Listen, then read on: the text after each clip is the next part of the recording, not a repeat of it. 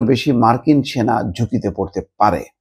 অর্থাৎ ইরানের গতি প্রকৃতি এবং তার অতীত ঐতিহ্য বিশ্লেষণ করে বিশ্লেষকরা বলছেন যে ইরান যেভাবেই হোক এই হামলার পাল্টা প্রতিক্রিয়া দেখাবে। তাহলে মধ্যপ্রাচ্যে বিভিন্ন ঘাঁটিতে আমেরিকার প্রায় 40 থেকে 50,000 বা 1 লাখ যে সৈন্য আছে তাদের কোনো না কোনো অংশ এই হামলার শিকার হতে পারে। দর্শক, আমরা আগে দেখি যে ব্রিটিশ প্রাইম মিনিস্টার কি বলছেন, কেয়ার স্টারমার। যুক্তরাজ্য সবসময় শেষ পর্যন্ত মার্কিন যুক্তরাষ্ট্রের পক্ষেই থাকে। তারা প্রথমে কিছু নয়ছয় করে, কিছু প্রতিক্রিয়া দেখায়, তারপরে যখন নাকি আমেরিকা চূড়ান্ত কোনো অ্যাকশনে যায় তখন আমেরিকার পাশেই থাকে।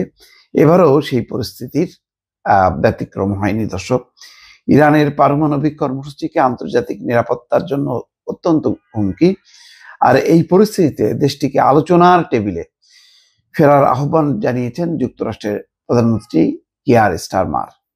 সম্প্রতি ইরানের 3টি পারমাণবিক স্থাপনায় যুক্তরাষ্ট্রের হামলার পর এক বিবৃতিতে তিনি এই কথা বলেন। খবর বিবিসির। প্রধানমন্ত্রী স্টারমার বলছেন, ইরানকে কখনোই পারমাণবিক অস্ত্র তৈরির সুযোগ দেওয়া যাবে না।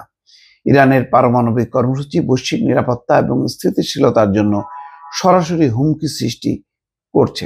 এই হুমকি প্রতিহত করতেই যুক্তরাষ্ট্র তাদের পদক্ষেপ নিয়েছে। তার মানে যুক্তরাষ্ট্রের পদক্ষেপকে সমর্থন করছে। তিনি আরো বলেন, আমরা চাই ইরান দ্রুত আলোচনার টেবিলে ফিরে আসুক। কূটনৈতিক সমাধানই বর্তমান সংকট উত্তরণের একমাত্র পথ। দর্শক, এই প্রতিক্রিয়ার পাশাপাশি সৌদি আরব কি বলছে খুব গুরুত্বপূর্ণ।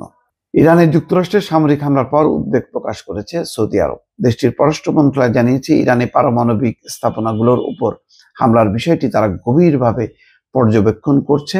খবর আল জাজিরার এক বিবৃতিতে বলা হয়েছে, ইরানে সাম্প্রতিক যে ঘটনা ঘটেছে, বিশেষ করে যুক্তরাষ্ট্রের হামলায় দেশটির পারমাণবিক স্থাপনাগুলো লক্ষ্যবস্তু হওয়ায় তা আমাদের গভীর উদ্বেগের কারণ।